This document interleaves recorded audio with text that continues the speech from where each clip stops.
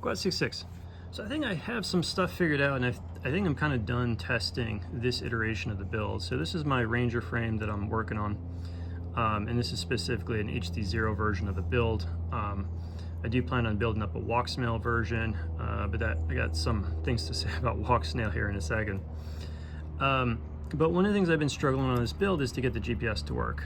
This particular GPS is the Flywoo Nano, and I like it because it's tiny and I feel like it doesn't really obstruct too much sitting underneath the prop like that.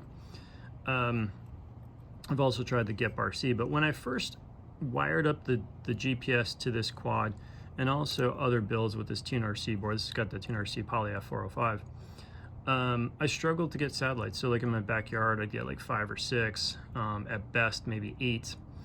And from some comments and things like that, people suggesting that they had better results off of the 3-volt rail or in different situations, I kind of started to clue in on, I think it was the power going into the GPS. It needs to be clean, and if it's not clean, you're going to have issues.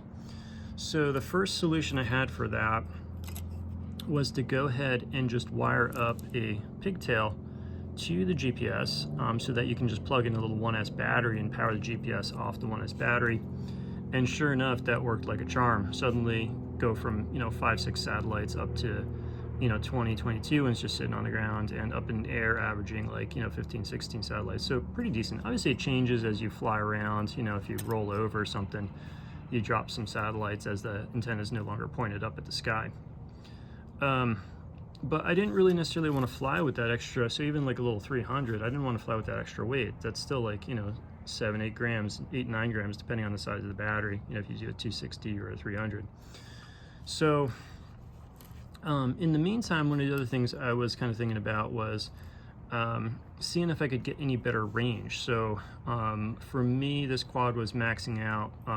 So this has the little Whoop VTX on it, the HD0 Whoop VTX. So it's a little 200 milliwatt. But maxing out the range at around 2 kilometers or so, and it just seemed lower compared to what, if you go to True RC's website, they've got this little chart, and they suggest that on 200 milliwatts, their singularity antenna with patches and 200 milliwatts should go quite a bit further. And so one of the things I tried was increasing the size of the capacitor. So I went from Tune RC ships this board with a 35 volt 220, and I went up to 470. So this is a 25 volt 470 microfarad capacitor, and I was doing that for the video. But what was interesting was that I was testing out using an LC filter. So I didn't really want to fly around with the battery, the 1S battery, all the time on the quad for the extra weight. So I thought, well, let me try and clean up the power with an LC filter. So these are often used to try and clean up your video. And so this is a little iFlight one. So what I did was I wired up, and you can see the LC filter sitting there, down there. So I had the option of, since we have a plug, I could plug in through the LC filter, and I figured, well, while I'm at it, why don't I try a 5-volt rail too, just to see what the difference is, see how many satellites I pick up with the LC filter. So I wired up a pigtail also straight to the 5-volt rail. And then in my backyard, just kind of plugging things in, I was kind of surprised that now I was starting to get better satellites with the 5-volt rail. And I didn't really believe what I was seeing in my backyard, so I went out and did a confirmation flight today. And sure enough, so I still think that the 1S battery is still a little better, but on the ground with this quad powered, with the GPS powered off the 5-volt rail, while it's sitting there, it was getting like 20 satellites. And with the 1S cell, it was like 21, 22. In the air, plugged into the 5-volt rail, I was getting like 15, 16 satellites pretty consistently, which is way better than I've seen. So could be a weird fluky thing, but it's at least 2 different days where I've seen improvement.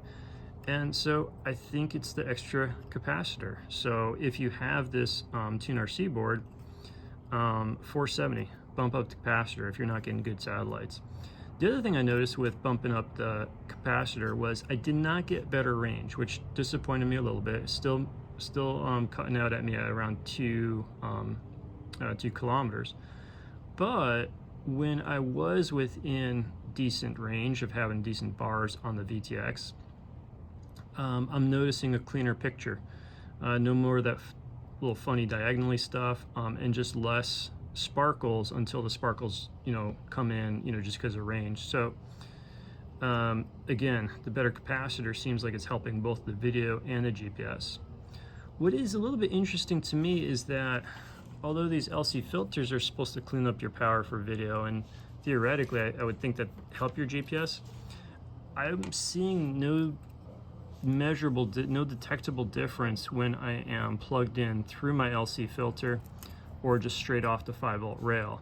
So I thought that was kind of interesting, that just a bigger capacitor here. So this is where the battery lead comes in. So the bigger capacitor soldered in right at where the battery lead comes in seems to do more for cleaning up the signal than putting the an LC filter between the board and the GPS, which I thought was a little bit interesting.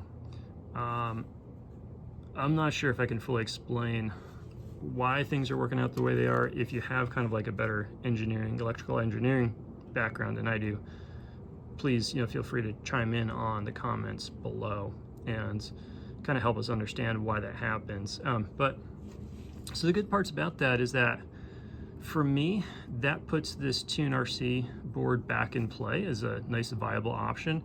It's one of the lightest boards for this size class, because there's not a lot of 20 amp boards. A lot of the all-in-ones, they kind of go from like, you get your like little whoop style stuff, like really intended for small builds, and then they jump straight to like 40 amp or 35 amp. And so there's not a ton of boards in this 20 amp, and then without a built-in receiver. So I should put a little caveat there. Like for example, Happy Model, they got Express RLS built in, and specifically on this build, I wanted to do the external receiver because I want it's a diversity. So I've got 2 antennas for my receiver, so it's a diversity receiver. So I expect probably too, so if you've struggled with GPS on these little all-in-one boards, I wouldn't be surprised if putting a bigger capacitor on there might solve some issues for some people. I know we saw that kind of back when the all-in-ones were getting popular and kind of figuring out the gyro noise and things like that, and the capacitors were helping there, and I think it's helping in this case. And so this board does ship with a 220, and so if you're struggling with some issues, try a 470 or even bigger maybe, and see if that helps you out. One issue with the 470 is not a whole lot of clearance there. It does work, but just be aware of that. I still think that this is sort of the ideal place to stick it rather than longer wires and tuck it in, but just know that if you're doing a 470 on there, that's not a whole lot of clearance. So just be aware of that issue. So now onto the Walksnail. I ordered a Walksnail camera and VTX, and I plan to get some goggles for myself, treat myself for Christmas with some goggles. But it's interesting learning about Walksnail or Cadex, and lo and behold, basically of the systems, if you go on the Cadex like Facebook site, people are just like pretty unhappy with the product. Like they're pretty unhappy with Cadex, with Goggles X issues. Like some of the comments are like, stop bringing out new products and finish the ones you've already released. And then people also complaining about ordering direct from Cadex, and sure enough, I'm seeing that issue. So I ordered their Whoop VTX and camera, basically to kind of throw into this quad and see how it does. They're having a little 20% off sale, so I'm like, yeah, let me order from them and get the 20% off. Why not? Save a couple bucks. Ordered like, I think it's over 10 days ago now, still hasn't shipped. It's just sitting there, so my money is kind of tied up, and it's not a huge amount for me. Like, it's not like make or break. Don't feel bad for me, like, it's fine.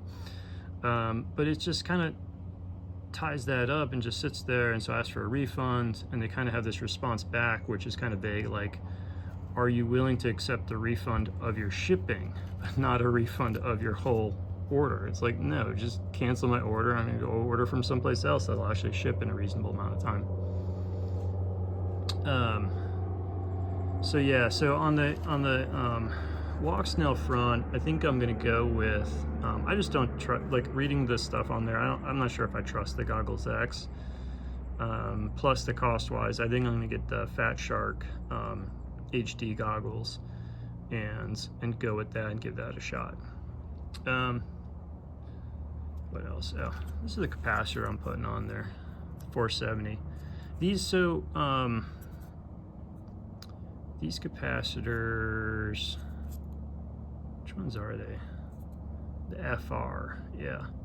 So that's supposed to be the good one. I did a little research at one point in time when you're looking at capacitors. So with these, I think these are Panasonic.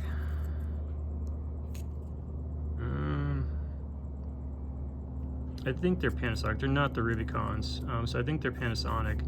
But of the Panasonic ones, the FR is supposed to be the good capacitor. But anyways, last thing I had, I'm a little bit torn on the frame. So one of the reasons I want to, okay, let me back up. One of the reasons I ordered the Walksnail camera and VTX before the goggles might sound a little insane because obviously I can't fly it, but what I wanted to do is really just finalize the frame, and I wanted to test that hole. So that hole right there is intended to work with the Walksnail camera based on measurements, but I just find you really got to test stuff, and like, for example, I got to make a slight adjustment. I'm getting just a tiny bit of the edge of the frame in the picture, so I got to move for the HD0 camera. I got to move that hole just a tiny bit, the slightest bit forward, and I want to test that Walksnail fit with that hole before I sort of finalize this frame. The other thing is, so this build does exactly what I built, and it fits with the Ranger idea. So the idea behind the Ranger was that it's not a dedicated, it's not like a focused long range quad, and it's not a focused like proximity racer. It's kind of a hybrid, like where if you want to go pretty long, you can do it that way, or if you want to fly proximity, it's still going to fly really well.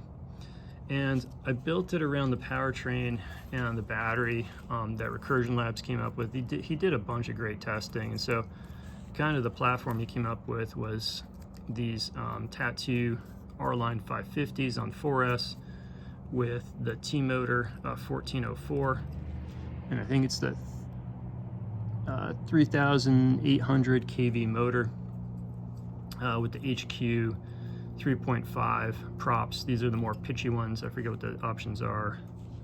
Let me see if I can see what it is on here. I don't know if I can read that in the lighting, but anyways, you kind of figured out it's a really good, and it's a fantastic platform. I'm getting, like, cruising, I can get over 8 minutes consistently on these batteries, and flying it hard, you know, you can easily get like 4 minutes with some really incredible performance. I am kind of curious about whether going down to the slightly lower kV would pick up just a little bit more flight time. But one of the things I'm torn on is one of the other batteries I want to try was this 720. So on 1S, I found that and these are just relabeled GNBs. I found, and it's the red label 720. I found that the 720 did well compared to the 550 in terms of on the 1S 3-inch, giving just a little bit more flight time without being too much heavier, and really nice performance. But I was kind of curious if with the 720, would I be able to get out to 9, maybe 10 minutes on it? And that leaves me just a tiny bit torn, because I specifically designed the bottom of this quad for the battery to really sit flat against the frame. and that's to use the frame as a damper to take the noise out. And then I also designed the fit of it here, I can show you, so that the canopy locks in the battery. So this can only shift just a tiny bit, and I did that very intentionally so you don't have battery ejection, so that the battery can't slide out on you. So once it's strapped in, if it shifts a little, there's only so much it can shift. It can only shift a tiny little bit. And the one problem with that is that that puts the 720s being just a tiny bit, it's just a tiny bit too short for the 720. And I don't know, I'm really happy with this powertrain, but I kind of would want the option, because there's not a lot. You go in these like sort of longer, more rectangular cells, like long style cells. The 720 is pretty much the biggest, and then you go into the other square style cells, and I think I don't know, the weight jumps up pretty quickly without getting as much capacity jump, so that the cells are denser, and I think that's intended to give a higher C rating. But the purpose of going to a bigger cell on this quad specifically would be to fly longer, not to like punch out harder on it. So I think I'm just going to leave it and be happy with being happy with it as is, because it's pretty darn good. And then but I'll probably try some of the other more square cells, like there's like I think the 650s out there by G&B. The Tattoo 650s were no better than the 550s. They add weight and don't really add any meaningful flight time. And if anybody else has any other suggestions of other batteries they would try, so if you wanted to bump up the capacity a tiny bit, what other battery would you try?